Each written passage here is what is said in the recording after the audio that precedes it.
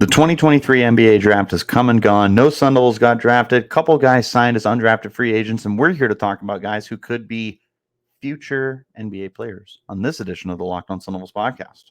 You are Locked On Sun Devils, your daily podcast on the Arizona State Sun Devils, part of the Locked On Podcast Network, your team every day.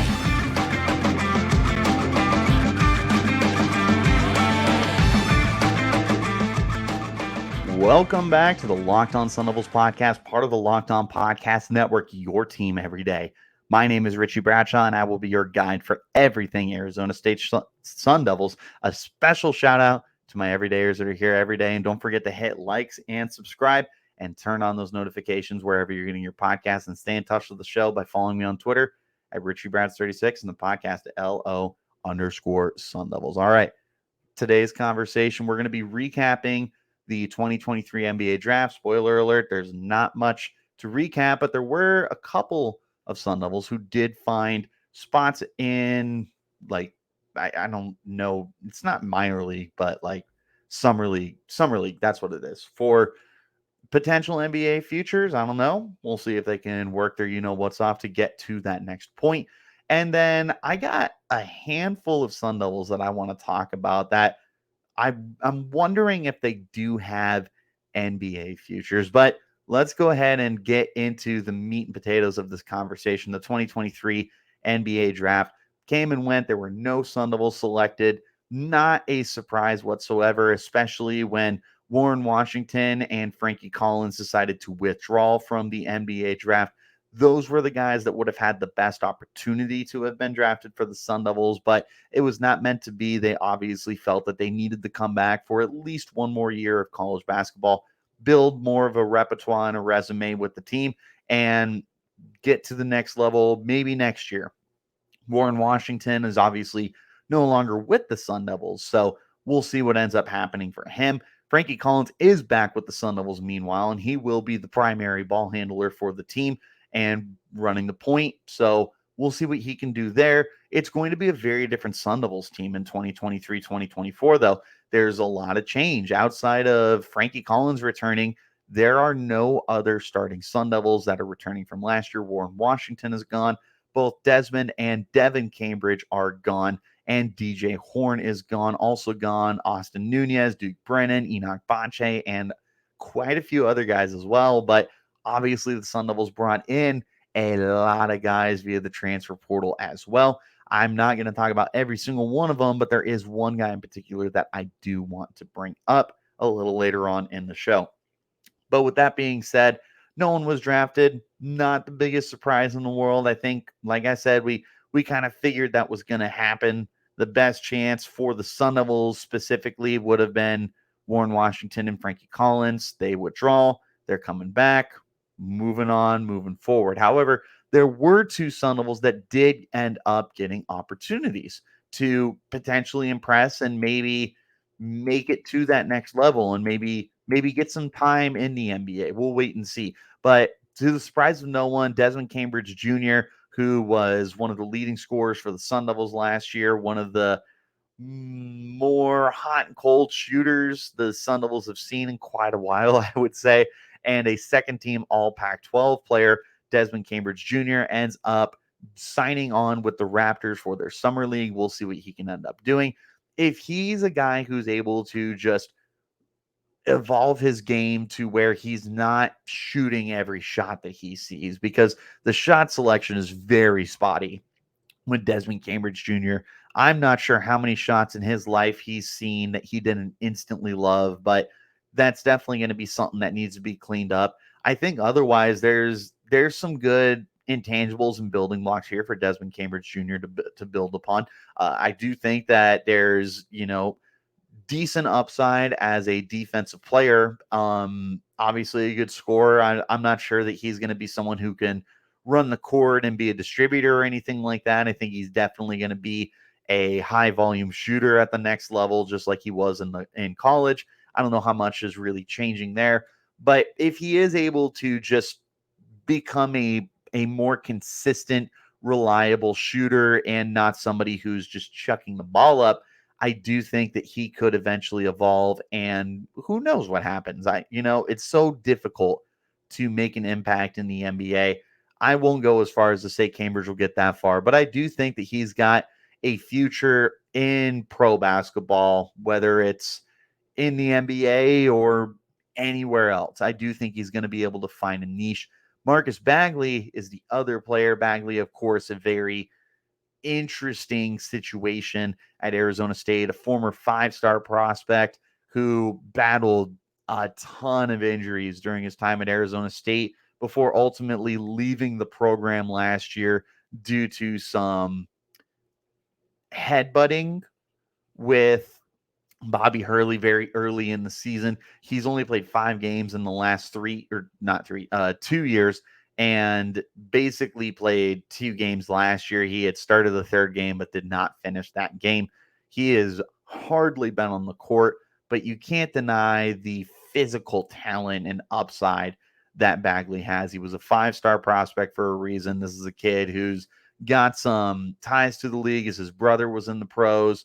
And you look at Marcus Bagley, and he definitely checks off all the boxes from a physical appearance standpoint. It's just going to be a matter of, does he have it between the ears to be able to dial in and get to that next level of the pros, become a more professional player that maybe doesn't get tied up in some emotions, because that's going to be something that's going to be very important for him. So Bagley signed with the Philadelphia 76ers. He will be part of the, oh God, how did they word it? Oh my goodness, I can't remember what they call it. Exhibit 10. He signed an Exhibit 10 deal. So it'll be interesting, I suppose. But again, in terms of a guy who just checks off the boxes for what you look for on the surface for a player, Bagley's dotting just about everything. Now it's just a matter of actually putting it together on the court, proving that he is moved on past his sour days at Arizona State. My big question is and we might never have to ask this question, but if he does become a successful player, is he going to identify with the Sun Devils? Is he going to look back fondly at his time? I'm not 100% sure. It's something in the back of my head. But again, the odds are we're never going to have to ask this question, just because, again, it's so difficult to make an impact at the next level and become a superstar. Bagley's got the talent. I just don't know if he's going to get to that point, I suppose. I'll tell you what, though, I got to talk to you guys about Birddogs, because if there's one thing I do know, it's that these things are an absolute slam dunk. They're comfortable. They look good. It's a stretch khaki short that's designed to fit slimmer through the thigh and the leg, that gives you a truly sculpted look. Even someone like me with not the best legs in the world still looks pretty good. I can pull it off for sure.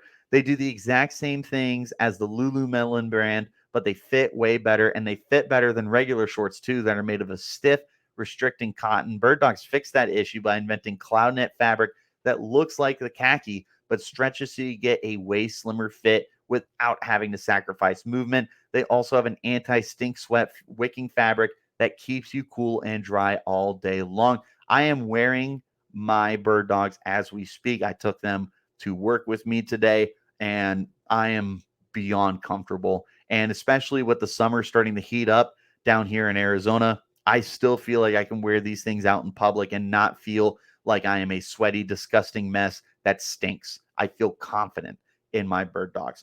Do yourself a favor and go to birddogs.com/lockedoncollege and get a free Yeti-style tumbler with your order. That's birddogs.com/lockedoncollege for a free Yeti-style tumbler. You won't want to take your Birddogs off, we promise you.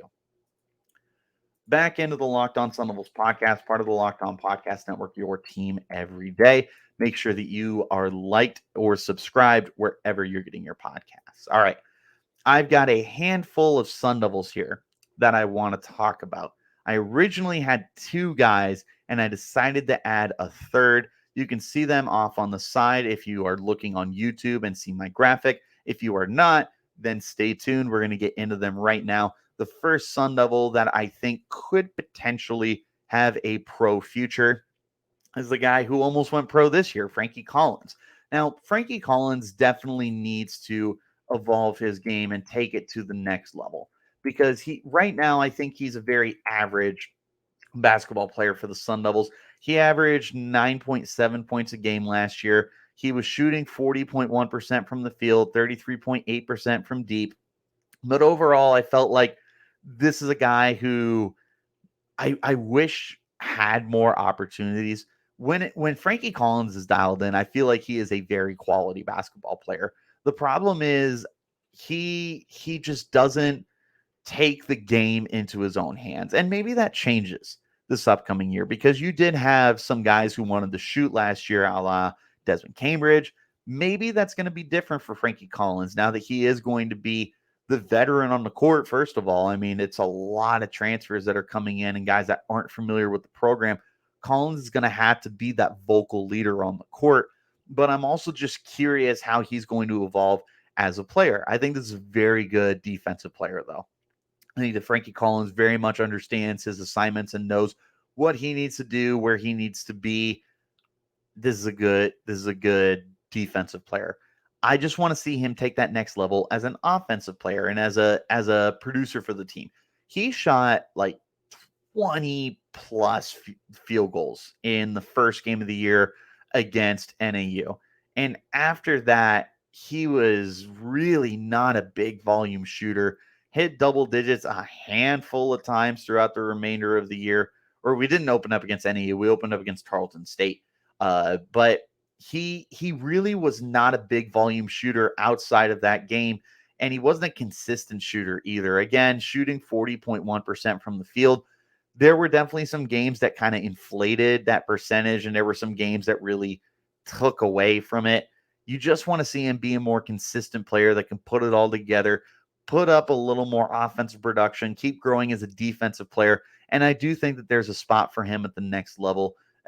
Let me make this very clear, as I feel like I have to every time I talk about guys at the next level. I'm not projecting these guys to be all-stars. I'm not projecting them to be Hall of Famers or anything like that. I just think that Frankie Collins could be able to make that next step to the pro level, make that jump, and potentially be a guy who makes an impact for an NBA team. The next guy I want to talk about, now this is a player that I do think has a very promising NBA future, and that's Jamiya Neal. It's not a secret to anybody that has listened to the podcast over the last handful of months during March Madness and during the end of the run that the Sun Devils had to end the season to be able to get into March Madness. Jamiya Neal absolutely took off. He initially entered the transfer portal, decided to withdraw to come back to Arizona State, and he's going to be in for a full-time starting role. He would have to just completely regress for him to not seize one of the starting positions on this team right now. But I just look at him and I see a dude that has so much untapped potential as an offensive producer. I would love to see if he can take a step as a defensive guy. But I think that Jamiya Neal has a chance to be like the leading scorer for the Sun Devils in 2023-24. He looks like somebody that can just shoot all over the court. And don't get me wrong, the numbers aren't terrific. Only a 29.2% shooter from deep, but 41.7% from the field. Now, admittedly, this is a bench player last year who didn't get a ton of starting time.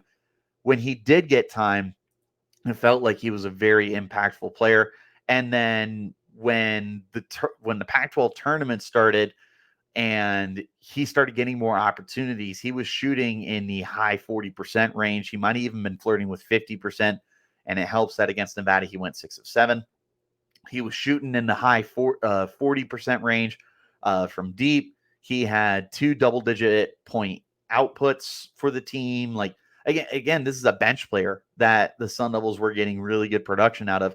He's going to be a starter for the team this upcoming year, and I think that, again, there's a lot of untapped potential. I think that he's going to become a star for the Sun Devils. I'm the president of his fan club, and if there's another fan club They're phonies. They're fakes. I am the president of the Jamiya Neal fan club, and he's going to be an absolute monster now that he's going to get a full-time opportunity for the team in 2023. I do think that this could eventually equate to him building up that resume to be able to make that jump to the pros. We'll see what he does. At a minimum, he's going to be an impact player for the Sun Devils in 2023-24. He's going to take that next step. He's going to have that trajectory to be a memorable Sun Devil at a minimum. Once again, thank you guys for tuning in. Wherever you're getting your podcast, hit like, subscribe, turn on notifications to get an update whenever we post new content. All right, last guy I want to talk about, because there's a lot of incoming transfers for the Sun Devils that are coming in. So the one player that I wanted to mention, and I'm not sure how popular an opinion this is going to be, because there is some really interesting transfers that are coming in, like Zane Meeks from San Francisco, Adam Miller and Sean Phillips, both of the LSU kids. But I am actually picking the junior college transfer from Tallahassee State, Malachi Davis. Davis exploded during the not the FCS level for their March Madness bracket. He was insane. In their 4 tournament games, he was averaging 36 points a game. He had a 48-point performance against Salt Lake CC. He was on the year still averaging 17.1 points a game. He was shooting 51% from the field. Dominated junior college. He's coming to Arizona State. It's going to be an adjustment. At a minimum, it's going to be an adjustment for him. There's no denying that. This is not going to be an easy transition for anybody from the FCS level. But with that being said, the shooting prowess is clearly there. And if he's able to replicate that, or maybe not even replicate it, but do something to, like, just be good at the FBS level, he's going to be a very talented player for the team. He's definitely someone that I'm looking out for. I don't know how popular an opinion that is. I haven't done too much research into the basketball team. There's obviously not depth charts or anything to look at, so I don't even know if he's going to be a starter for the team, if he's going to be a bench player for the team, if he's going to be someone they stash and develop. I don't really know. What I do know is the shooting prowess is the thing that's got me the most excited about Malachi Davis. At a minimum, for his ASU future, I am very, very excited for what he could potentially bring to the table for you. But I do think that there could be an opportunity for him if he does take that next step. That NBA teams could look at him, see a sharpshooter, and want to take a roll on the dice on him. But those are 3 Sun Devils that I'm curious about their pro prospects. Who are some Sun Devils you think could make it to the pros? Who are some Sun Devils you want to see at the next level? Anything like that, let me know. Hit me up on Twitter at RichieBrads36, the podcast at LO_Sun Devils. You're watching on YouTube, leave a comment. Wherever you're getting your podcast, hit like and subscribe and turn on those notifications. Thank you guys, as always, for tuning into the Locked On Sun Devils podcast. That's all that I got for you today. Until next time, you keep it locked right here on Locked On Sun Devils.